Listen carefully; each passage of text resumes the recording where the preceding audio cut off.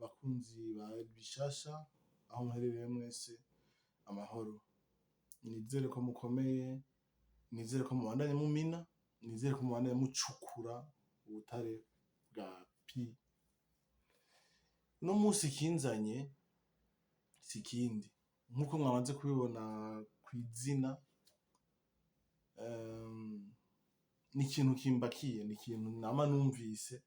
Nkuko mubizi narabemereye yuko imisi yose nzogira ico mvuze ku bintu niyumvira, nzogira ico ndababwiye, ndababwira ico niyumvira kuri ico kintu, hanyuma umwe wese agira ico afashe. Mu bantu bari muri Pi Network hari ikintu gikunda gushika, umuntu ukumva arakubajije ico kibazo, yego nama nakibishuye. Uno musi rero navuze nti reka ndabibibutse. Umuntu yamambaje ati mbega iyo ntamenye mba mpomvye? Urumva umuntu akubajije ikibazo nk'ico wowe akabaza ati mbe iyo ntamenye mba mpomvye? Bamwe muri mwebwe ndazi ko murafise inyishu, mugabo reka ndakibwira abatabizi, ndakibwira abama bakimbajije, ndakibwire n'abandi uno musi batarinjira muri Pi Network ariko batararengerana. Mwibuke Pi Network ntiraja kw'isoko, ntiturayivunja, si ikintu dushobora kugenda ngo dukuremwo amahera. Gahunda si kuyivunja, gahunda ni gukoresha amapi nyene ukayarihisha amapi nkuko yoba ari ayandi mahera ariyo yose. Imbere yuko mbandanya rero nashaka kubabwira iki gikurikira: amapi nimumenye neza yuko ari amahera, nuko ari amahera badakorako. Ariko ugiye kuri Binance uno musi bayaha ibeyi ya 35 y'amadolari y'amanyamerika. Wiyumvire, ntituraja kw'isoko, ntituradandaza, ntiturashora ikintu na kimwe, ariko baguha amadolari 35.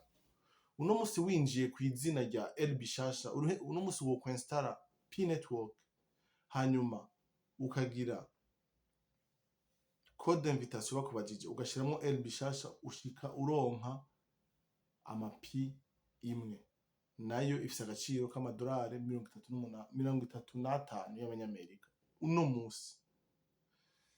Rero ico cari ca mbere. Ubu rero ngira nishure ca kibazo akunda kubaza ati mbega ubigize utamenye uraronka amahera canke ubuhomvye? Ku bantu basanzwe bamina, harya ahantu bafyonda kugira batangure kumina, iyo ufyonze baca bakwereka amapi uriko urinjiza kw'isaha. Uno musi ata kintu na kimwe kindi wagize gitangaje, uronka ubusa n'ibice ubusa rimwe amapi. Ubusa ibice ubusa rimwe. Bisigura iki? Ni amapi uronka kw'isaha. Uri umuntu amina misi yose udasiba, mu misi 5 uba ufise amapi, oya hapana amapi, uba ufise pi imwe. Bisigura uri umuntu adasiba kumina, umina misi yose, utazimya internet, utazimya telefone, mu misi 5 uba uronse amadolari y'amanyamerika 30 arenga. Ico ni ikintu tuweza gukora rero, ukavuga uti mba ndabigize. None tugarutse kuri ca kibazo, wumva utamenye misi yose uba waronse ibintu? Wumva utamenye misi yose uba uri kurahomba amahera canke utariko urahomba? Jewe inyishu novuga iroroshe, ku batavyumva nimumenye yuko usivye kumina, uzimyije internet canke uretse kugira ukazimya telefone, amahera ntaba ariko arinjira iyo saha, ntaco uriko urunguka. Niyo mpamvu hari abantu baduga cane n'abandi ntibaduge, kandi batanguriye rimwe, kubera vyose ni ikibazo co kw'isaha. Uko isaha iheze uraronka amapi. Ikindi bakunda kumbaza abantu nuko bakunda kumbwira bati mbega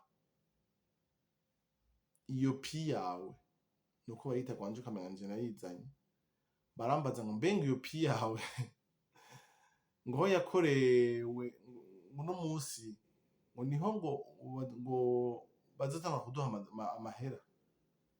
Rero nimutahure, nari nakivuze reka ndagisubiremwo, nimutahure pi ntiye mu bisanzwe gahunda yabo bafise, suko umuntu azoca yifata ngo ayivunje ngo ayishire mu mayero canke mu madolari, oya, gahunda nuko twoyigira inoti y'ugusuma, y'ukuja kurondera, y'ukumara ubukene.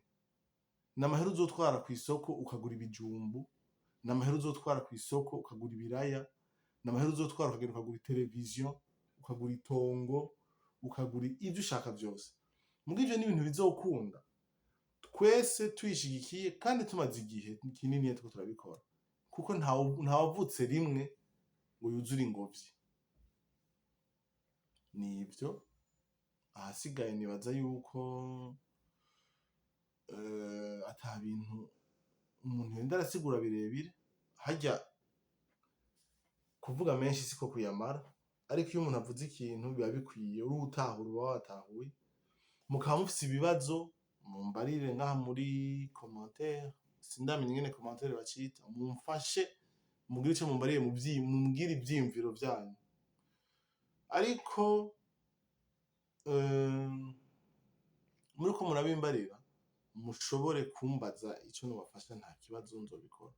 Mwibuke code d'invitation ni El Bishasha P Network, ntihararengana ko umuntu ayishiramwo, mubisangize abantu benshi bashoboka, mubabwire uti injira muri P, ejo n'amahera uzoshobora gukoresha.